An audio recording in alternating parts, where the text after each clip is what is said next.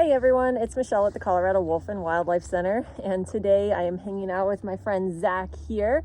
Zach is going to be one of our red foxes. You've gotten to see lots of fun videos of him in the past, and today I wanted to do a video with Zach because I wanted to do a little bit of a change of topic from what we usually are talking about, because most of the time, of course, we're focusing on wolves. We are a wolf sanctuary after all. But we do a lot of education in other wildlife and canines. So Zach here, like I mentioned, he is a red fox. However, you've probably noticed he's not red. So he is actually melanistic, and we do call this a silver fox.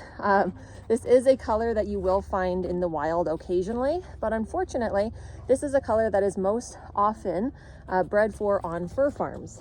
Now, Zach here, he did originally come from a fur farm. So if you're not sure what a fur farm is, they do, like I mentioned, they raise these guys for their fur. So they'll be in a 1 foot by 3 foot cage for the first 8 months of their life or so, until they get this big, beautiful winter fur coat. Of course, Zach has walked away. He's actually behind his platforms over here.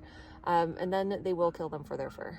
So it's not like llamas or sheep where you can just shave them and make coats that way. They do actually have to kill them. And it can take anywhere from 30 to 50 foxes to make a single full-length fur coat, depending on what cut of fur they use and the quality of the fur. The way they kill them is not humane at all, as a lot of times it is a lethal injection with bleach. It could be choking them, or unfortunately, a lot of times it is electrocution. Now, if you know anything about any of those methods, the animals unfortunately aren't always deceased when they actually start to skin them. So it does unfortunately result in them getting skinned alive. I really hate to have to tell you all about that because it is graphic. However, we wouldn't be doing our job here if we didn't tell everybody what is going on. Thankfully, Mr. Zach, even though he was sold into the pet trade from that fur farm, ended up here after he was rescued. Now, there is a really fun video on our TikTok of him meeting Zoe for the first time. Zoe is, of course, our other silver red fox. And then, of course, you've also seen Rhett and Scarlet as well. But they're not quite as fluffy as this guy because he has been genetically modified to have this really extra fluffy fur coat, which you don't see on your wild red foxes, and you definitely don't see on Scarlet either. Now, Zoe also has pretty fluffy of a fur coat. Hi. Oh, thank you. So you can see Zach has, he's got a lot of fluff on him. He also has, unfortunately, some bad genetic conditions because those fur farms, they do not raise these guys to be healthy.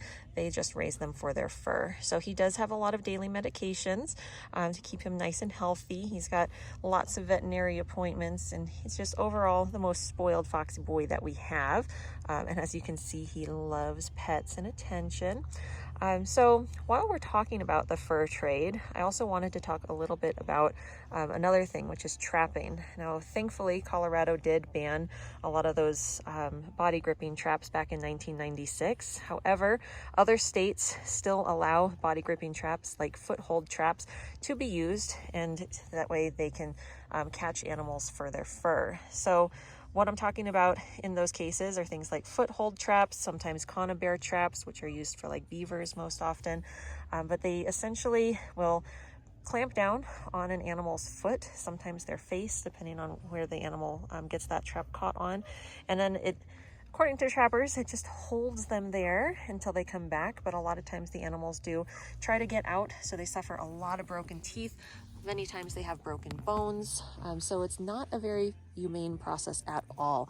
Some states require traps to be checked every 24 hours, and still yet other states require even less. For example, the state of Nevada doesn't require traps to be checked unless it's every 96 hours. That's a long time for an animal to be sitting out there in pain, no food, no water, no shelter, completely open to be able to get attacked by other wildlife, dogs, and of course they're just waiting for their death at that time for the trapper to return. The fur industry for a long time was going away, but recently it has started to increase again, which is really tragic and unfortunate.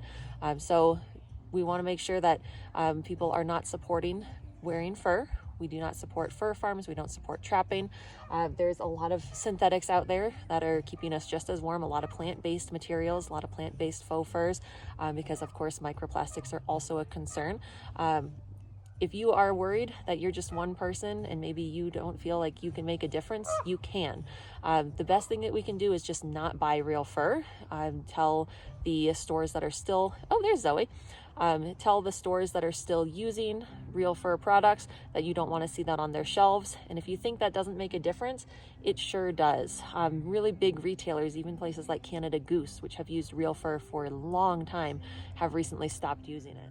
So yes, your voice does make a difference for these animals, for both animals in captivity in fur farms, as well as animals out in the wild that might be languishing in traps. So, hi, you're so sweet. That is my hat. Thank you. I love you too. Thank you. You're so cute. So always remember to be a voice for animals, and let stores know that you don't want to support them if they have real fur. Make sure that those retailers know, make sure those producers, those designers know that we don't want to see real fur in their products, because these guys look a lot better alive and happy in the wild, and thankfully here at our beautiful sanctuary as well. So if you have any questions, let us know. We'll be happy to talk to you all about it. Always are looking for good questions about wolves, foxes, coyotes, our New Guinea singing dogs, or any animal questions that you have or anything that's related to the center. And we will talk to you all next week.